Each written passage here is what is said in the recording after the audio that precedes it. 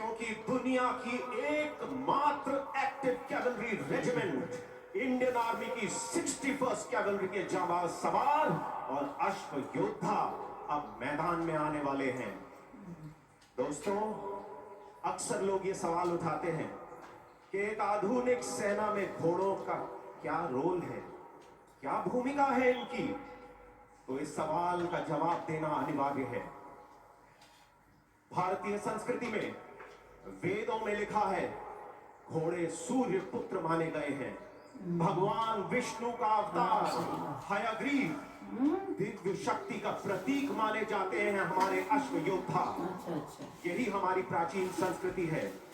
ये ऐसा विशेष जीव है जो कुछ पलों में इंसान की मानसिक हालत को परख लेता है, और इसीलिए भारतीय सेना में हम घोड़ों को जानवर नहीं, अपना साथी मानते हैं।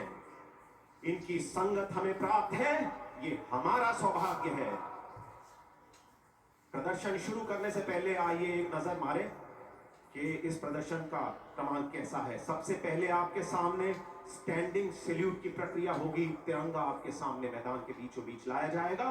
उसके बाद लांस एंड पेग, उसके बाद triple tent pegging, pot bursting, hanky picking और इंडियन फाइल, ये अलग अलग एलिमेंट्स आपके सामने प्रदर्शित किए जाएंगे।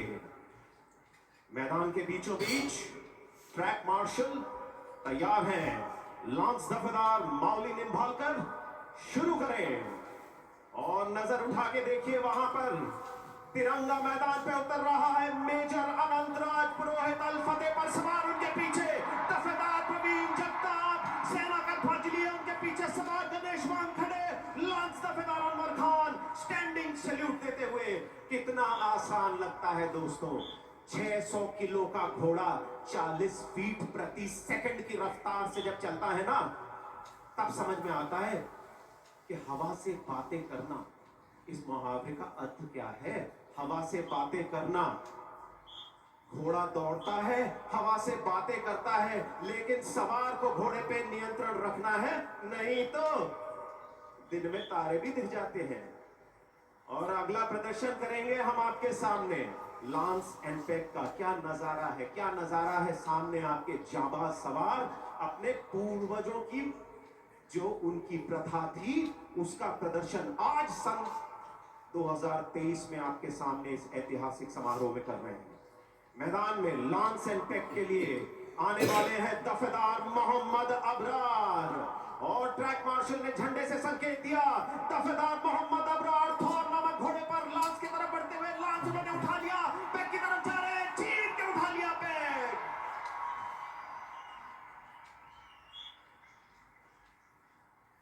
रिसाला के बहुत ही जांबाज सवार हैं दफेदार मोहम्मद अबरार। इनके घोड़े का नाम है थौर।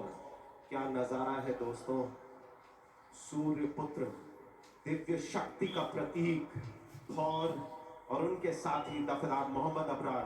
ध्यान से देखिए, अपने साथी को शाबाशी देते हुए ले जा रहे हैं। हम अश्व योद्धाओं के साथ सांस से सांस और कदम से कदम मिला के चलते हैं। मैदान पे अब उतरने वाले हैं अगले सवार दफेदार रंजीत शिंदे। इनके घोड़े का नाम है मार्को। इस टीम का सबसे सीनियर घोड़ा 19 वर्षीय मार्को। हवा से बातें करते उठा लिया इन्होंने लांस, और ये देखिए किस खूबी से पैर उठाया। ये थे दफेदार रंजीत शिंदे। इनके घोड़े का नाम है मार्को। उम्र 19 साल। इंसानों के रूप में अगर सोचा जाए तो इस घोड़े की उम्र लगभग 80 साल है। आप सोच सकते हैं इसकी फिटनेस इतनी कैसे, वो इसलिए क्योंकि ये इंडियन आर्मी के अश्व योद्धा हैं। और अब डिग्री ऑफ डिफिकल्टी और बढ़ गई। अब आपके सामने प्रदर्शन होगा ट्रिपल टेंट पेगिंग का। सवार मैदान पे उतरेंगे, हाथ में होगा उनके आर्मी का standard issue lance, 9 feet 9 inch लंबा लांस, हाथ में मुंह में पकड़ी हुई तलवार और बाएं हाथ में बेनट। और सबसे पहले मैदान पे आ रहे हैं मेजर अनंतराज पुरोहित। तैयार है, वहां पे संकेत मिला ट्रैक मार्शल से, और ये आ गए। हाथ में है लांस, मुंह में है तलवार। ये देखो, और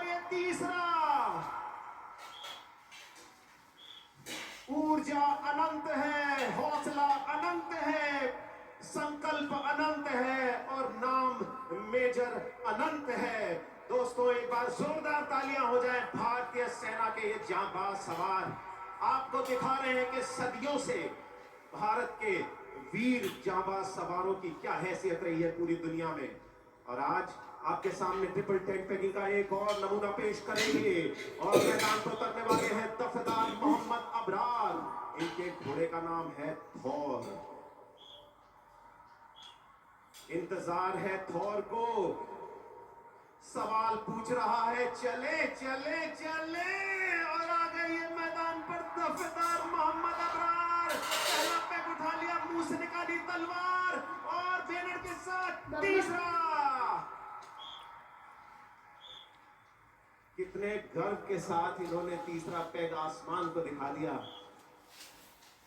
ये रिसाला का झंडा, सेना का झंडा और देश का ध्वज हमेशा ऊंचा रहेगा। दोस्तों इस प्रदर्शन का अगला अध्याय है पॉट बर्स्टिंग। मैदान पर 2 स्टैंड लगे हैं, उन स्टैंड्स पर 2 छोटी छोटी मटकियां लगी हैं। देखिए पुराण काल से जब घुड़सवार मैदान पे उतरते थे तो उनके हाथ में भाला होता था, मुंह में तलवार होती थी, साथ में बेलट होता था कि अगर भाला नहीं है तो हम दुश्मन का संहार तलवार से कर देंगे। और इसी का प्रदर्शन अब आपके सामने होने वाला है। पॉट बर्स्टिंग के लिए मैदान पे उतरने वाले हैं दफेदार मोहम्मद अबरार थॉर के साथ। और संकेत मिल चुका है, सदीवी चाल से वो दिखाएंगे दिशा। और ये आ गए दफेदार मोहम्मद अबरार। तलवार उनके हाथ में, सीधे हाथ से फोड़ दी मटकी, उनके हाथ से भी उड़ा दिया और जाते जाते एक पैग भी लगा लिया। देखा दोस्तों, अब आप सोचिए कि गुजरे हुए जमाने में, गुजरी हुई सदियों में जब दुश्मन के ऊपर हिंदुस्तान का घुड़सवार आक्रमण करता था तो उस दुश्मन के मन पर, उसके दिल में कितना भय बीतता होगा। पॉट बर्स्टिंग का अब दूसरा नमूना आपके सामने पेश करेंगे दफेदार प्रवीण जगताप। इनके घोड़े का नाम है टार्जन। और यहाँ पे बैठे हुए कई सारे युवा विद्यार्थियों की तरह ये टार्जन भी एक युवा अश्व योद्धा है, केवल 8 साल का।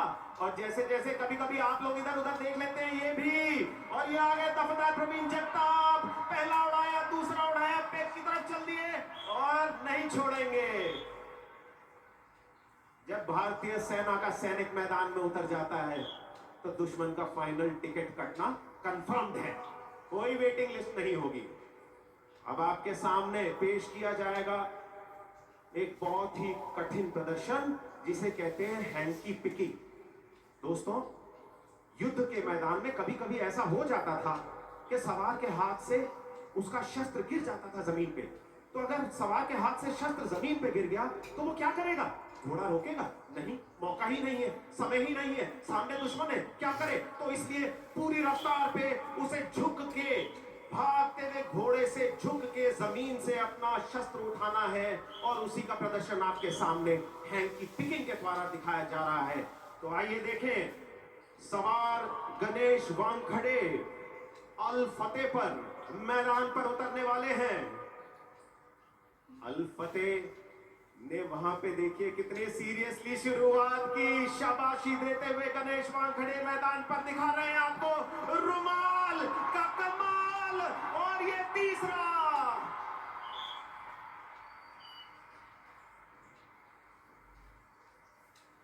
यहां पे आए दर्शकों को एक चीज जरूर बताऊंगा कि साधारण परिस्थितियों में घोड़ा जब इस रफ्तार पे चलता है तो कम से कम 100 गज की दूरी चाहिए घोड़े को रोकने के लिए। लेकिन यहां पर इस मैदान में घोड़े को केवल 20 गज में रोकना है। ये भी एक अलग चुनौती है, लेकिन हमारे जाबाज सवार उनको ना कहने की तो आदत ही नहीं है। यही सेना की मूल बात है कि जब एक बार आदेश दे दिया गया तो लक्ष्य की प्राप्ति होगी और जरूर होगी। और अब हैंकी पिकिंग का एक और नमूना आपके सामने पेश किया जाएगा। दफेदार रंजीत शिंदे। रिसाला के बहुत ही अनुभवी सवार और इनके घोड़े का नाम है मार्को। सबसे सीनियर घोड़ा शाबाशी देते हुए आ गए दफेदार रंजीत शिंदे। पहले को छुआ, दूसरे को उठा लिया और तीसरे की तरफ बढ़ते चले गए, लेटते हुए उठा लिया।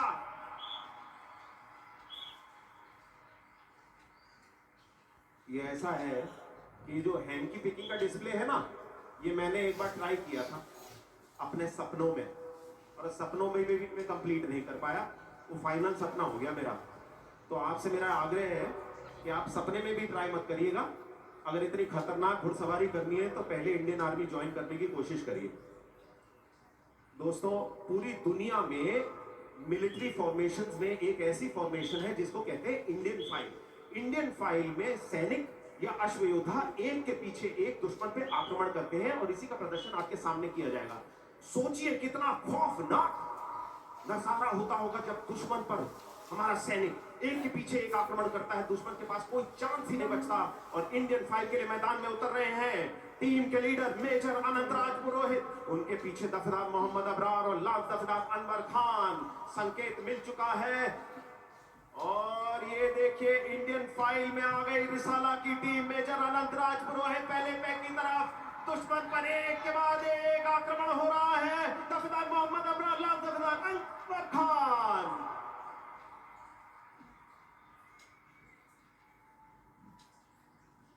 थोड़ा टाइम लगता है कमेंट्री करने में, क्योंकि बीच बीच में सांस रुक जाती है और दिल की धड़कन बढ़ जाती है, पूरा कंफ्यूजन हो जाता है बदन में कि भैया करना क्या है। तो दोस्तों, आप सभी से मेरा निवेदन है कि एक बार जोरदार तालियों के साथ इनका अभिवादन करें। अरे ये बंदा कहां से आ गया? अरे घोड़ा आ गया, दफेदार प्रवीण जगताप। अरे हट जा भाई, हट जा। अरे यार, खुद तो मरेगा, कमांडिंग ऑफिसर की भी पोस्टिंग करवा देगा। दोस्तों, ये इस प्रदर्शन का आखिरी मोड़ था। एक बार जोरदार तालियां हो जाए। घोड़े पे सवार थे दफेदार प्रवीण जगताप और जमीन पे फ्रंट रो लगा रहे थे सवार बापू ठाकरे, केवल इसलिए कि आपके चेहरे पे मुस्कान आए। याद रहे, इंडियन आर्मी की 61 कैवलरी का नारा है, अशो शक्ति यशोबल।